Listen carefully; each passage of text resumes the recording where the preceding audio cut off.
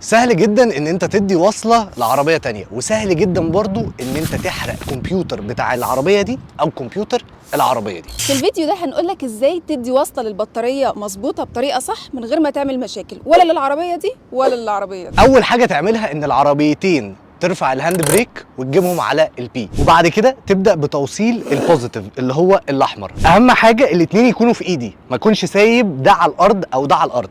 اول حاجه اروح اللي هو اللي مش سليمه بوزيتيف، تقدر تعرفه من الاحمر. هنا هتلاقي فيه بوزيتيف وهنا فيه نيجاتيف، فهنوصل الاحمر بالبوزيتيف. تاني خطوة هنعملها ان احنا نوصل النيجاتيف بالنيجاتيف، بس المرة دي هنبدأ من البطارية السليمة الأول.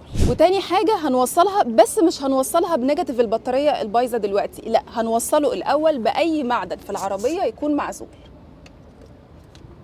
هندور العربية السليمة الأول من دقيقة